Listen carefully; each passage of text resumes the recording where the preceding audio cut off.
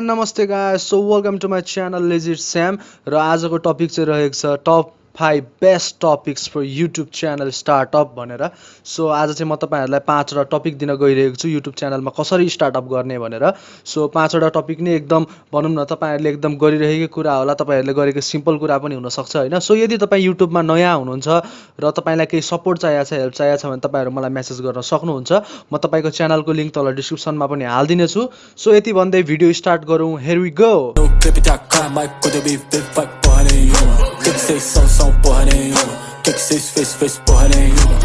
So number 5 मा चाहिँ रहेको छ प्र्याङ्क भिडियोज। यस, तपाईँले प्र्याङ्क भिडियोज बनाएर तपाईँको युट्युबको च्यानल स्टार्टअप गर्न सक्नुहुन्छ। यदि गाह्रो लागे तपाईँले तपाईँको साथीसँग पनि कोलाबरेट गरेर गर्न सक्नुहुन्छ होइन। सो यदि तपाईँको नेचर अलिकति कमेडी टाइपको छ भने तपाईँले प्र्याङ्क भिडियोज साथसाथै कमेडी भिडियोज पनि स्टार्टअप गर्न सक्नुहुन्छ युट्युबमा। सो यसलाई चाहिँ मैले टप 5 मा र्याङ्क गरेको थिएँ। So let's move on to number 4। So number 4 मा चाहिँ रहेको छ हाउ टु भिडियोज। र यदि तपाईँलाई हाउ टु भिडियोजको अर्थ थाहा छैन भने मैले खुलस्त पार्न चाहेँ। सो हाउ टु भिडियोज भनेको चाहिँ तपाईँले जस्ट इन्फर्मेसन दिने क्या। तपाईँ यदि कम्प्युटर चलाउनमा राम्रो हुनुहुन्छ, तपाईँले अब कम्प्युटरमा मेरो भाइरस लाग्यो अरे म त युट्युबमा गएर सर्च गर्छु नि त, how to remove viruses from computer, अब how to do this how to do that भनेर सर्च गर्छु नि त। त्यो हाउ टु भिडियोज नै भनेको त्यही हो होइन। तपाईँले हाउ टु भनेर चाहिँ अब तपाईँले जेमा एक्सपर्ट हुनुहुन्छ त्यसको बारेमा तपाईँले एकदम नै डिस्क्राइब गर्दै जाँदा, युट्युब भिडियोहरू बनाउँदै जाँदा, कन्टेन्ट बनाउँदै जाँदा त्यसमा चाहिँ फाइदा हुन्छ। सो मैले चाहिँ यसलाई टप 4 मा र्याङ्किङ गरेको थिएँ। So moving up to number 3। So number 3 मा चाहिँ रहेको छ music videos and film review होइन।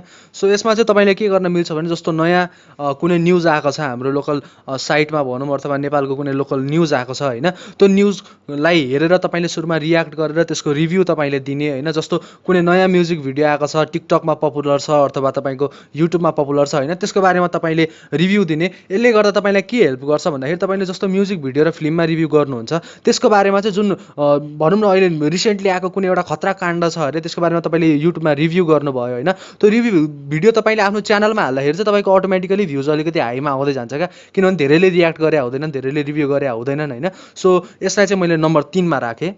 So moving up to number 2। So number 2 मा चाहिँ रहेको छ स्किल भिडियो होइन।